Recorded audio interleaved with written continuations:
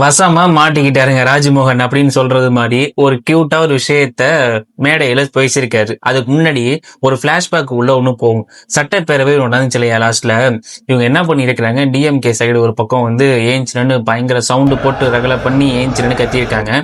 அப்போதைக்கு வந்து ராஜ்மோகன் என்ன பண்ணிருக்காரு, ஏந்திரிச்சு ஒரு அமைச்சரா ஒரு மைக்ல பேசியிருக்காரு. என்ன பேசுவாரு அப்படின்னா, இந்த பக்கம் பேச தெரியாமல் இல்லை, வெற்றி தலைவரின் கடைக்கன் பார்வைக்காக தலைவருடைய கடைக்கண் பார்வைக்காக நாங்க அமைதியா இருக்கோம், எங்களுக்கு பேச தெரியாமலாம் ஒண்ணும் இல்ல அப்படின்னு ஒரு விஷயத்த போட்டு உடைச்சிருப்பாரு. அப்போதைக்கு தளபதி அப்படியே நிமிர்ந்து பார்த்துட்டு கம்முன்னு உட்கார்ந்துட்டு எதுவும் சொல்லாம இருப்பாரு. இந்த விஷயம் நடந்துட்டு இது பயங்கர வைரல், எங்க பார்த்தாலும் சோசியல் மீடியா பூரா வைரல் ஆனிச்சு, எல்லாருக்குமே தெரியும். இப்போதைக்கு ஒரு ஸ்டேஜ்ல ஒரு மைக்ல ஒரு வந்து எல்லாருக்கும் முன்னாடி ஒரு விஷயத்த வந்து சொல்லியிருக்காரு. சரி, இது நடந்து முடிஞ்சிட்டுல, இதுக்கப்புறம் என்ன பேசியிருக்கோம் அப்படின்னா, இவரு அந்த இதை பேசி முடிச்சுட்டு வெளில வந்ததுக்கு அப்புறம் லைலா மணின்னு ஒருத்தர் இருப்பாரு பார்த்தீங்களா, அவங்க வந்து போய் தளபதி கிட்ட போய் கேட்டதுக்கு அவர் உடனே அப்படி நெஞ்சில தட்டி ஒரு விஷயத்த ஒண்ணு சொல்லியிருக்கிறாரு.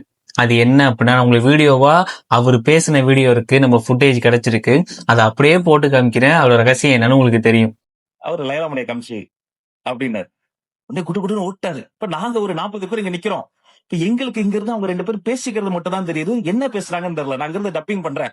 பார்த்தா ஏதோ அப்படின்றாரு. தளபதி என்ன பண்றாரு, அவரை தோல்ல தட்டுறாரு. லைலாமணி நெஞ்சு அப்படி தொட்டு தொட்டு பேசுறாரு. கேக்குறாங்க, அண்ணா என்னென்ன நடக்குதுன்னு. நான் சொல்ல, டேய் இம்ப்ரெஸ் பண்ணிட்டான்டா, பெருசா ஏதோ பண்ணிட்டான்டா, அவன் தாண்டா இருந்தேன். ஆனா தொட்டு பேச பாரு, நெஞ்ச தொட்டு தொட்டு பேசுறாரு. என்ன என் நெஞ்சில நீ குடியிருக்கேன்னு சொல்லியிருக்காரா அவங்களாம் சொல்லி. இப்ப இவர் வந்தோடனே எல்லாரும் கேக்குறோம், என்ன சொன்னாரு இப்படின்னே நான் சொல்லுவேன். ரொம்ப பாராட்டிட்டாருங்க, பயங்கரமா பாராட்டிட்டாரு. சரி, ஒரு 40 பேர் 20 பேர் ஆனாங்க. இப்ப திரும்ப கேக்குறோம், சரி என்ன சொன்னாரு, ஐயோ அதை எப்படி நான் சொல்லுவேன், ரொம்ப பாராட்டிட்டாரு. அது நீ கேட்காதீங்க, கூச்சமா இருக்கு. எல்லாம் போய் கடைசி 5 பேர் பக்கத்துல ஆலடி பட்டியார் தேநீர் கடைக்கு போய் டீ எல்லாம் சாப்பிடும். நான் பாத்துக்கிட்டே இருந்தேன். சொன்ன, மணி நீ யாருன்னு எனக்கு தெரியும், நான் யாருன்னு உனக்கு தெரியும், உண்மையை சொல்லு, என்ன சொன்னாரு. கூப்பிட்டாருனே, கிட்ட போனேன். ஒரு டிபேட்ல பார்த்தேன், நீ என்ன மரியாதை இல்லாம எல்லா கட்சிக்காரங்களும் எடுத்தெறிஞ்சு பேசுற அப்படின்னாரு. இன்னொரு வாட்டி அப்படி பேசினா உன்னை தூக்கிடுவேன் தோல்ல தட்டினாரு. இல்ல தலைவா, உங்களை பத்தி தப்பா பேசும்போது எனக்கு கோபம் வந்துருச்சு, அதனால கோபத்தின் வெளிப்பாடு என் நெஞ்சு அப்படியே வெடிச்சிச்சு. நெஞ்செல்லாம் வெடிக்க கூடாது, உள்ளே வச்சுக்க, இல்லைன்னா உன்னை என்ன பண்ணணும் அப்படின்னு திட்டிருக்காரு ஃபுல்லா. அவன் சொல்றதை கேட்டு எனக்கு வந்து அவர் சொல்றதை கேட்டு ஆடி போச்சு. ஏன்பா இவ்வளவு திட்டி இருக்காரு, அப்படியேப்பா பாராட்டாரு. இல்லன்னா அப்புறம் பாராட்டாரு சொல்லாதானே நமக்கு கெத்தா இருக்கும். ஆனா நான் யோசிச்சு பாக்குறேன், எதுக்கு திட்டினாரு? திமுகவையும் அதிமுகவையும் திட்டினதுக்காக ஒரு மனுஷன் கூப்பிட்டு திட்டுறது அப்படிலாம் நாகரிகமா பேசான்னு சொன்னா, இவரை விட நாகரிகமான மனிதனை நீங்கள் எங்க பார்க்க முடியும்? உலகத்திலேயே பார்க்க முடியும். இவர் திட்டி இருக்கிறாருங்க. இந்த மனுஷன் என்ன பண்ணிருக்காருன்னு வச்சுக்கோங்களேன், அப்படி கூப்பிட்டாருல, கூப்பிட்டு வச்சு இது மாதிரி இனிமேல ஏதாவது பண்ண வாலாட்டுன அப்படின்னு இந்த பதவி ஏற்கும் போது சொல்லுவார் பாத்தீங்களா, அதுதான் எனக்கு டக்குன்னு ஞாபகம் வந்துச்சு.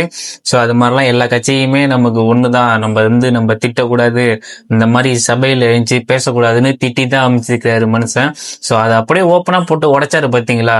அதை சொல்லணும் சொல்லாம இருக்கிறது வந்து ராஜமோகனோட ஒரு தனிப்பட்ட விருப்பம் தான். இருந்தாலும் தளபதியோட மனசு இப்படி இருக்கு அப்படிங்கறத அவர் வெளிப்படையா வந்து ஒரு ஸ்டேஜ்ல சொன்னாரு பாத்தீங்களா. இருந்தாலும் அது நல்லா இருந்துச்சு, அது கியூட்டா இருந்துச்சு. ஸோ இதுதான் வந்து நடந்துச்சு.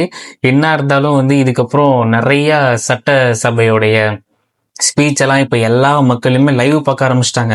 என்னைக்கெல்லாம் சட்டசபையில பேரவையில என்ன நடக்குதோ அது எல்லாமே ட்ரெண்டா போயிட்டு இருக்கு, அந்த மாதிரி போயிட்டு இருக்கு. அப்படிங்கிறப்ப ஒன்னு செக் பண்ணிட்டே இருப்பாங்க.